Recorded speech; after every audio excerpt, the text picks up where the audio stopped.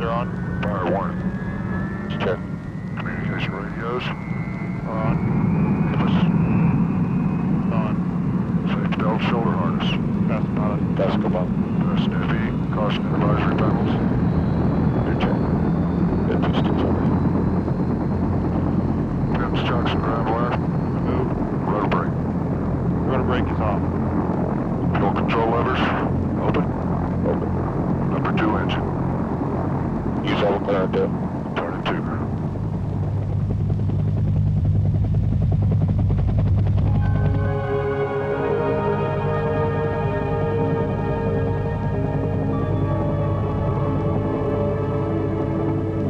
Yeah, I feel like I get some kind of stick in here. Let me A lot of resistance here. take a look at pilot's flight controls. Pilot's got flight controls. Go ahead and climb up a little bit, get some altitude. And it feels like we may have a sticky pilot valve or something.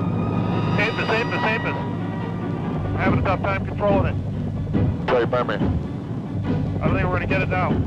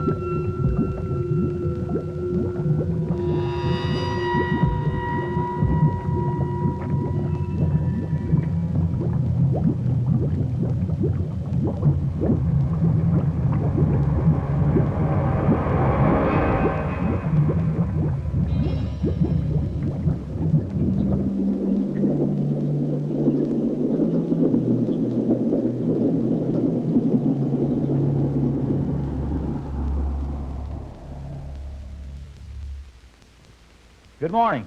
I'm Senior Master Sergeant Lon. Welcome to Underwater Egress Refresher Training. During the next 2 to 3 hours, we intend to reacquaint you with those procedures and techniques which will enhance your chances of surviving an overwater helicopter ditching. In order to do this, we plan on emphasizing the following helicopter airframes: the H-60, the H-53, the H-3, and the UH-1N.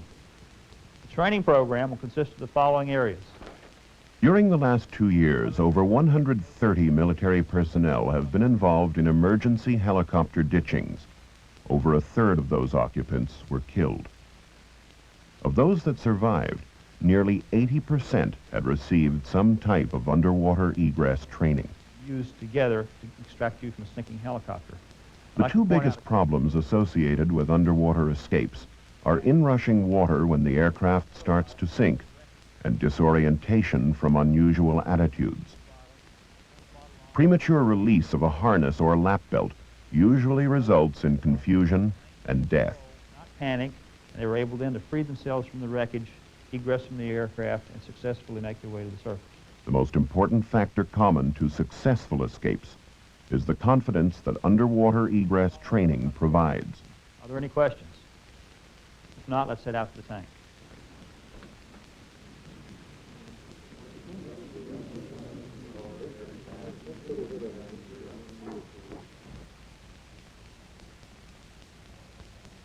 In the event your helicopter must be ditched, you should follow a basic sequence of events. Check your survival equipment. Make sure you're securely strapped in. Okay, sit down, strap in. Locate some Lap belt reference secure. points for Check escape. your survival gear. Brace for impact. That's your exit. When you hit the water, release it, push it out, hold on to your reference point. Remember that Ready? having a reference point before going underwater Here we go. is probably the most important thing you can do.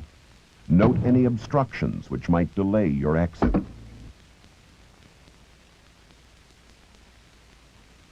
Brace for impact. Hold on to your reference point.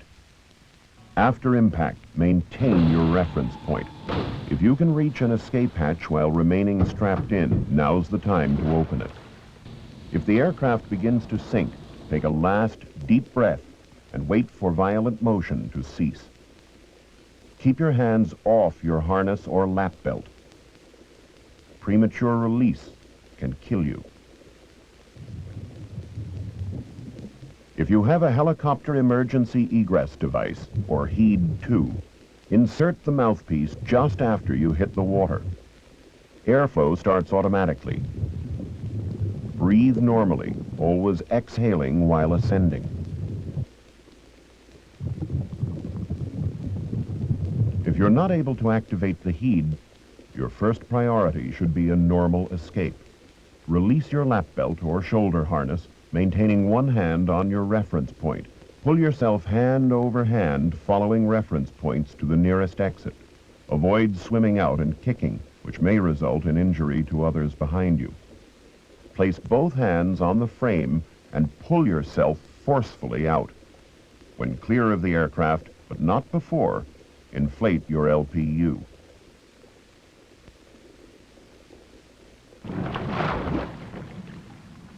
Once you reach the surface, clear debris and swim away.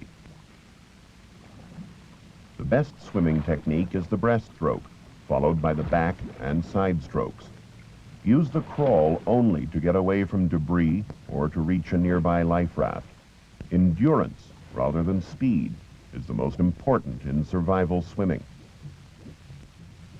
If a life raft is available, gather everyone on board and check for injuries.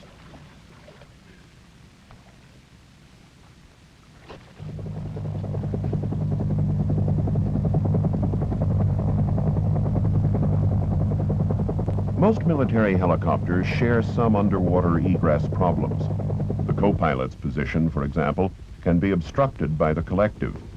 The co-pilot must ensure the pitch lever is out of the way should escape be necessary.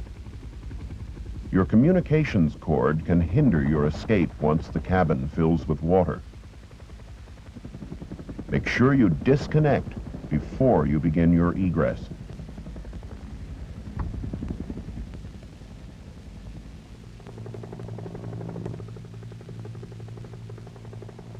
Every helicopter has its own characteristics which affect underwater egress. The H-1 has a natural tendency to roll right toward the pilot's side once it hits the water. Consequently, most escapes will be from the left side of the H-1. The H-1 pilot and co-pilot's secondary egress should be through the crew compartment. The backs of the seats make for effective handholds as you work your way through the door frame. From the main H-1 cabin, crewmen and passengers should exit through the door nearest them. The windows may also be removed by pulling on a single handle, creating several alternate escapes.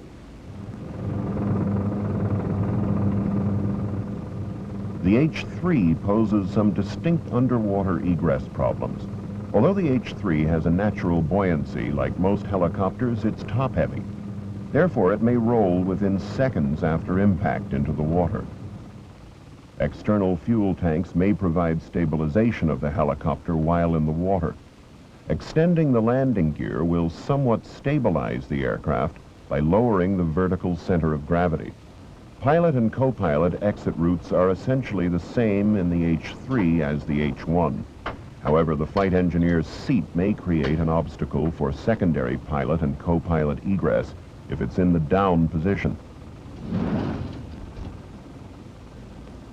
Conditions permitting, the cargo door assembly should be opened prior to water landing. Otherwise, stress between the cargo door assembly and airframe might cause difficulty in opening, particularly if the helicopter inverts in the water. Other H-3 egress points from the crew cabin are two jettisonable windows, one over each sponson. And although the H-3 has a ramp, it would not normally be used for egress since it's not quickly released or may be filled with cargo.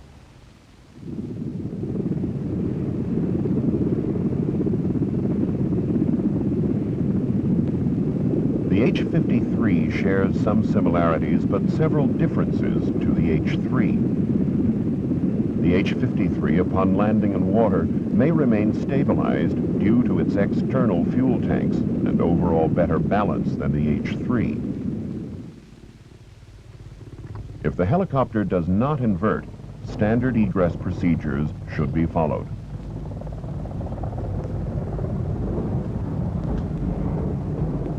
Another H-53 egress point is the hatch located on the left forward side of the cargo compartment. It can be removed from the inside by turning both handles in a clockwise direction.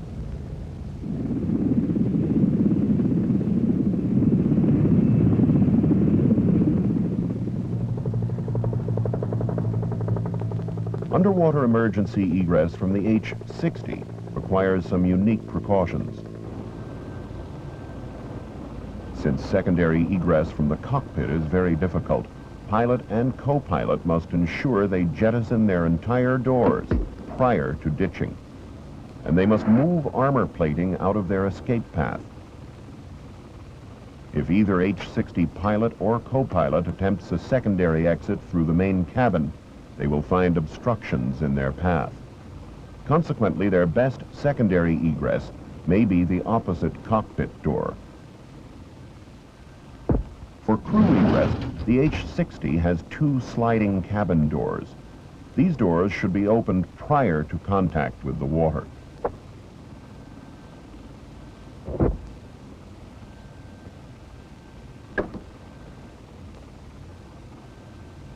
H-60 cabin passengers and crew members have shoulder harnesses in addition to lap belts, which connect to a common release mechanism.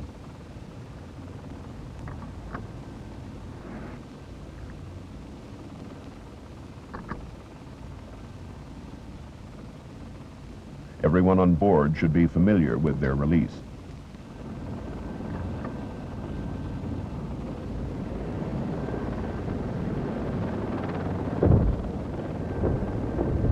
The H-60's gunner's egress is the window in front of him. He must remember to clear his gun from the window prior to actual ditching. The H-60 crew compartment may have numerous configurations and subsequent obstructions. Medical evacuees may be on board, or a hoist. Everyone should consider these obstructions to their own emergency underwater escape, especially should you have to get out at night.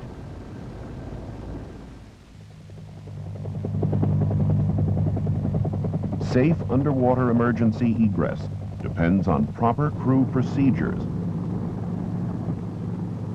Eglin approach control, Razor 6-5 with emergency.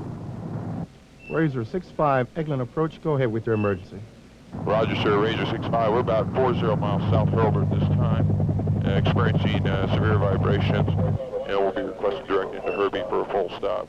Razor 6-5, roger. Hobart is landing runway 36, wind calm, altimeter 299.2. Say souls on board, fuel remaining in minutes, and squawk Manny on 7700. Yeah, roger, sir, we have 8 souls on board. We got about 2.5 hours of fuel remaining, and we're going to squawk 7700 this time. Razor 6-5, roger. Radar contact. Standing by ditching checklist, sir. Ditching checklist. Crew passengers. Alerted. Survival equipment. We have the raft in position on the right side, sir. Roger, copy. Safety belt, shoulder harness. Fasten the lock, pilot. Fasten lock, co-pilot. Life preservers. Okay, I've got mine on. No PDF, go. Make sure everybody's aware not to pop until we're out of the aircraft. Roger, sir. Feeling the pedals pretty hard now. Yeah, I can start to really feel it. It's getting worse. Getting yaw kicks. Tail just went. Auto rotation enter immediately. Throttle shut off. Landing gears Eglin, up. mayday, mayday, mayday. Landing gears up. We're going in. Raider 6-5 is going in present position. Mayday, mayday. Mayday, mayday, mayday.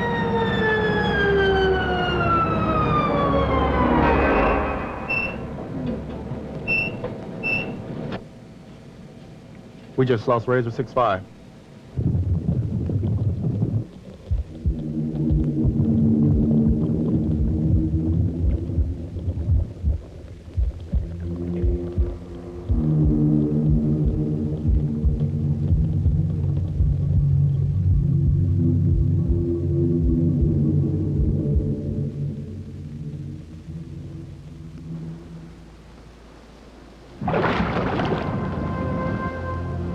Helicopter ditchings are survivable. Mentally review proper procedures every time you board the aircraft for an over-water flight. Establish reference points and know your secondary exits.